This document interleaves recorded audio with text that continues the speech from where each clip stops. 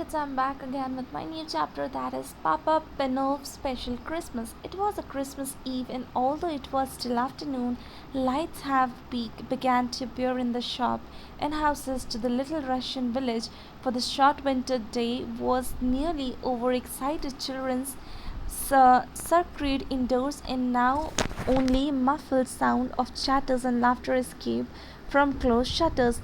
Old Papa Panov, the village shoemaker, stepped outside his shop to make one last look round.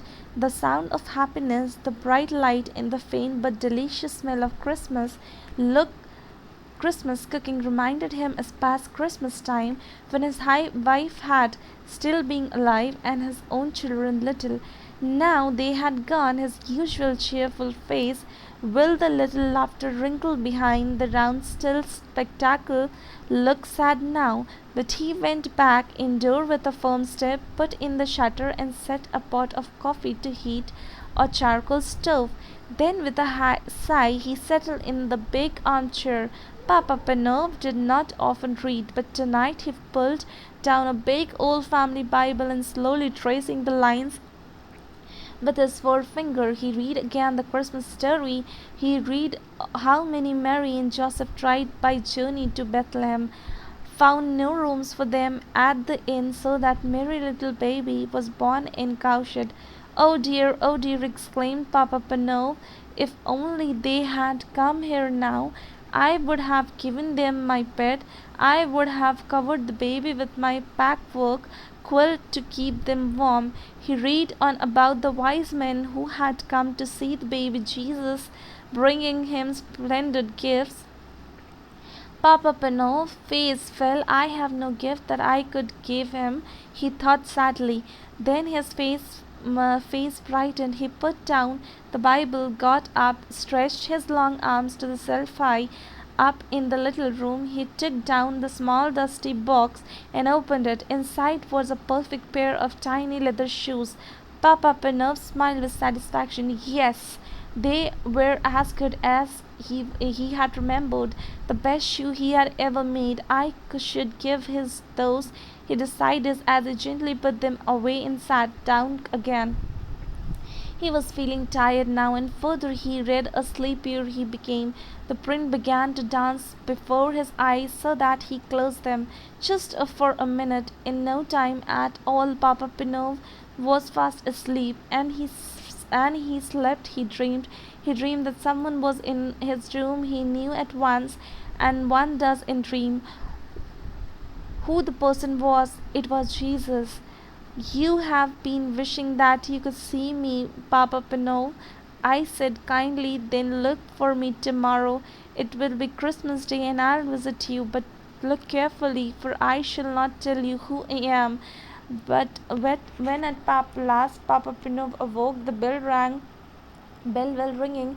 Our thin light was filtering through its shutter. Bless my soul, said Papa Pinot, it's a Christmas Day. He stood up and stretched himself, for he was rather stiff.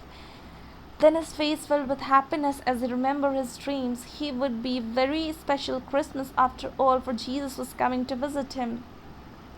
How would he look? Would he look like a little baby at that likely first Christmas? Would he be grown man, carpenter, or a great king? Or he is God's son? He must watch carefully the whole day through, so that he recognized him whenever he came. Papa Pinot put a special pot of coffee for his Christmas breakfast, took down the shutters, and looked out of the window. Street was deserted. No one was striking yet. No one except the road sweeper. He looked as miserable in dirt as ever, and well be might. Whoever wanted to work on Christmas Day, and in the raw, cold, and bitter freezing mist to such a morning. Papa Pinov opened the shop door, letting it in a thin stream of cold air. Come in, he shouted across the street cheerily. Come in and have some hot coffee and keep it cold.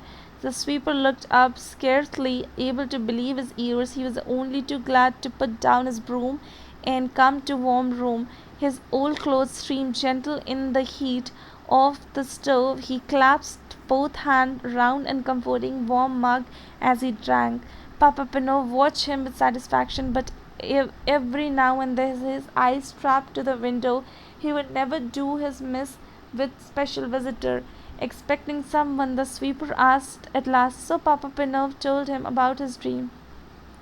Well, I hope he comes, the sweeper said. You have given a bit of Christmas cheer I never expect to have. I would say you deserve to have your dream come true, and he actually smiled. When he had gone, Papa Pinov put a cabbage soup for his dinner and then went to the door again, scanning the street. He saw no one, but he was mistaken someone was coming. The girl walked so slowly and quietly, hugging a wall of shop and houses, that it was a while before he noticed her. She looked very tired and she was carrying something. As she drew nearer, he could see that it was a baby wrapped in a thick shawl.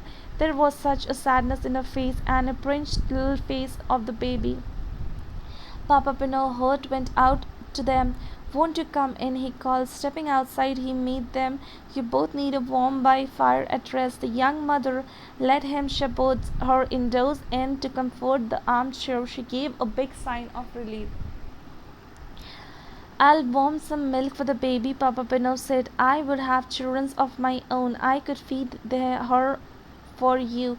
See, he took the milk from the stove and carefully fed the baby with a spoon, warming her tiny feet by stove at the same time.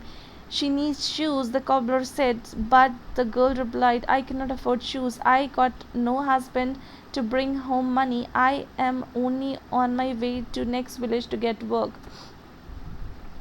Sudden thought flashed Papa Penov's mind. He remembered that the little shoes he had looked at last night, but he had been keeping those shoes for Jesus. He looked again at the cold little feet and made his mind try these on her, he said, handling the baby and the shoes to the mother. The beautiful little shoes were perfect fit. The girl smiled happily and the baby guggled with pleasures. You have been so kind to us, the girl said when she got up with her baby to go. May all your Christmas wishes come true. But Papa Pino was beginning to wonder if his special Christmas wish would come true. Perhaps he had missed his visitor. He looked inactually up and down the street. There were plenty of people about, but they were all faces with he recognized. They were neighbors going to call on families. They nodded and smiled and wished him happy Christmas, or beggars in Papa Pinov hurry indoors to fetch them hot soup and generous hung to bread. Hurrying up again in the keys, he missed important strangers.